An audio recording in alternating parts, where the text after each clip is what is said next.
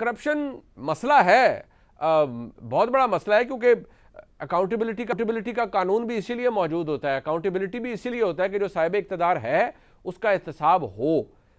Corruption मसला है, ये तो आप मानते हैं ना आपकी हुकूमत आज भी? देखिए, इसमें कोई शक नहीं है। और मुनीब साहब, लेकिन जिस आदमी ने कीड़े निकालने हो वो तो किसी ना किसी चीज से मैं निकाल देगा। उसके सामने आप कोई मुकद्दस कलाम भी पढ़ें तो उसने उसने कहना है कि इसकी पता है, उसमें से भी निकाल देने। बड़ी बेद देखें, जिसने भी तकरीर सुनी है, अब अगर उसको ये जानबूझ के ये एक खबर बनानी है या उसमें से कोई कीड़े निकालने हैं तो निकाल लें। बड़ी क्लियरली उन्होंने कहा है, और ये जिसने भी सुना है उसके बाद उसे अफसोस हुआ है कि ये तकरीर क्या थी और उसमें से निकाला क्या गया है। बाकी मामला करप्शन बिल्कुल है, लेकिन करप्शन की बुनियाद बनाकर आप ये देख लें, पाकिस्तान की हर जमहूरी और हर इलेक्टेड असेंबली को उसको या तोड़ा गया, हुकूमतें तोड़ी गई, वजीर आजम निकाले गए, केसेस बनाए गए। उसके बाद आखिर ये खेल खेला जा इस करप्शन को, एक कार्ड, करप्शन कार्ड, एक तौहीन रसालत, एक गद्दारी। खुदा का वास्ता है, आज के दिन तक कोई गद्दारी में सजा नहीं हुआ। आज के दिन तक तौहीन रसालत में कोई सियासतदान नौजुबिल्ला सजा नहीं हुआ। आज के दिन तक करप्शन, मुझे जो केसेस के फैसले नैब में आए हैं उसका एक केस है जिसमें अरशद मलिक साहब की वीडियो मौजूद है, उसके अलावा कोई ऐसा केस में फैसला नहीं आ सका, एक धेले का। और पूरा 1 पेज था, और 1 पेज भी पाकिस्तान की तारीख का सबसे जबरदस्त पेज था जो 70 साल 75 साल में आया है। 4 साल हमने भुगती है, अंधेर गुप्त अंधेर था, हर चीज 1 पेज पे थी, लेकिन कोई चीज नहीं निकली खुद। और उससे क्या पाकिस्तान आगे गया? किसी अफसर ने साइन करने से लोगों ने इनकार कर दिया है, लोगों ने काम करने से इनकार कर दिया है, अफसर वेले तनख्वाहें लेते रहे हैं, कोई प्रोजेक्ट, कोई चीज आगे नहीं चल सकी।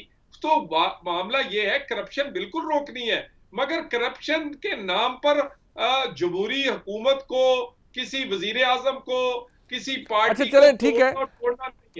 बट ये भी एक इशू है कि करप्शन के अंदर या जो उससे रिलेटेड कानून है उसके अंदर तरमीम जब होगी और बेनिफिट करेगी जो साहिब इक़्तिदार लोग हैं उनको या उनके ख़ानदान को, तो सवाल उठेंगे और लोग तनकीद भी करेंगे कि जी आप तरमीम अपने लिए कर रहे हैं। ये तो बात फैक्ट है, इससे कोई डिनाई नहीं कर सकता, तनकीद से कोई बच नहीं सकेगा। ठीक है, तरमीम करना आपका हक है, पार्लियामान का हक है। एक मिनट मनीब साहब, मैं भट्टी साहब ने 3-4 एग्जांपल्स दी हैं। मैं तकरीबन ज्यादातर मरियम साहबा के केस में और मियां नवाज शरीफ के तकरीबन 90% हियरिंग जो थी वो मैंने खुद अटेंड की है। मैं भट्टी साहब और आपको दावत देता हूं, आप अभी भी इस्लामाबाद हाई कोर्ट में ये चल रहा है, खुदा की कसम आकर देखें कि वो केस बना कैसे है। ये जो कहा जा रहा है ना कि बैरूने मुल्क से आने वाले सबूत जो है वो निकाल दिए गए, वो उसका बेनिफिट इशारतन कहा जाता है नवाज शरीफ और मरियम नवाज होगी। मैं आपको एक बहुत बड़ा इंकशाफ, और शायद कभी ये खबरों में आया नहीं होगा, वॉल्यूम 10 जिसको सील किया गया था उसमें एक कागज भी सबूत का नहीं निकला, एक कागज भी सबूत का बैरूने मुल्क से मरियम साहबा के मियां साहब के अगेंस्ट नहीं है उस केस में। उसमें क्या है वॉल्यूम 10 में? तो देखिए ना, बाहर एक मीडिया परसेप्शन और होती है, केस और तरह चल रहा है। मैं आपको अब केस लड़ा कैसे गया है, जो प्रोसिक्यूटर लगाए गए हैं मियां नवाज शरीफ और मरियम साहबा के केस में, स्पेशल प्रोसिक्यूटर्स, वो जो ग्रज हमारे बारे में रखते हैं उसके लिए अखबारें और मीडिया भरा पड़ा है। वो क्या कहते हैं, पीटीआई के वकील हैं, इमरान खान के जाती केसेस में वकील हैं, फराह गोगी के वकील हैं, मगर मरियम नवाज के खिलाफ प्रोसिक्यूटर खाने लगाए। अच्छा नहीं, बट ये अभी आपने सर एक मिनट, वॉल्यूम 10 की आपने बात की, चौधरी साहब प्लीज कुछ बता, ये आपने इंकशाफ अजीब सा किया कि उसके अंदर सिरे से कागज भी नहीं है या कोई सबूत नहीं है, तो वॉल्यूम 10 था क्या, आपने देखा है? मैं आपसे कहा, हमारा वकील तड़पता रहा पूरे सजा होने से पहले, कोई 200-250 हियरिंग्स में, कि खुदा का वास्ता हमें दिखाई दे। आपको पता है कि किसी को वो दिखाया नहीं गया। नैब ने कहा हमने देखना दिखाना नहीं है, कोई चीज हम उसकी एप्लीकेशंस डालते रहे, उसके में अब आके केसेस में एक उसमें कागज नहीं है।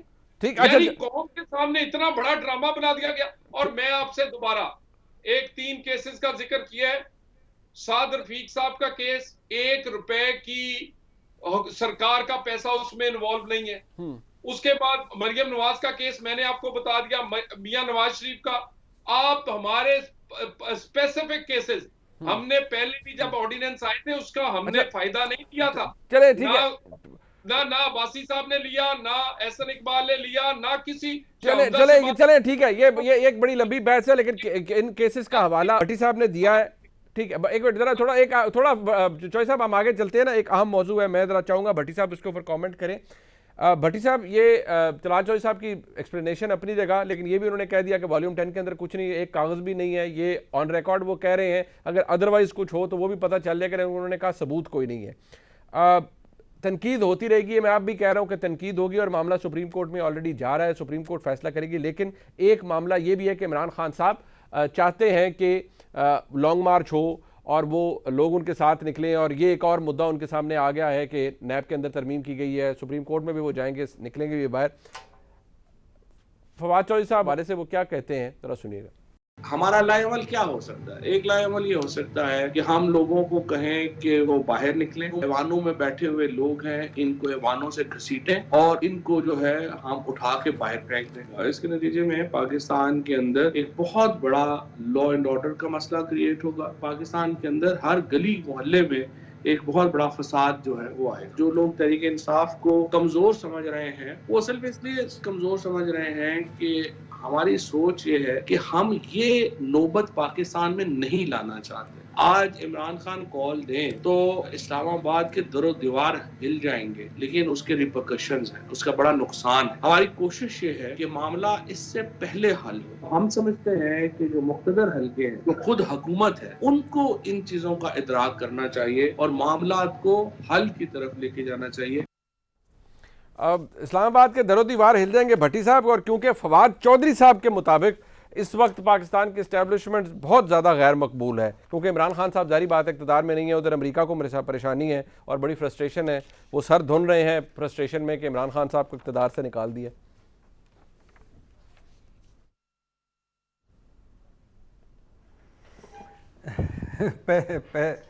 पहली बात तो ये है कि एक दो जुमले सिर्फ एहसन साहब की तकरीर पे कि मैं हमजा शहबाज साहब की तकरीर को भी छोड़ देता हूँ कि करप्शन होती है, पैसे खाए जाते हैं, आवाम को एहतसाब करने दें, या नवाज शरीफ साहब का कि मेरे अगर असासे मैच नहीं करते और मेरे असासे अगर ज़राए आमदन से ज़्यादा हैं तो तुम्हें क्या इसको। लेकिन एहसन साहब से मैं एक सवाल करना चाहता हूँ कि सर चौथी मरतबा शहबाज शरीफ साहब हाउस ऑफ शरीफ से वज़ीर आज़म है, यानी इक़्तिदार अल्लाह ने आपको दिया है, और 4 मरतबा पीपल्स पार्टी आपके जो अलाई हैं वो भुगता चुके हैं।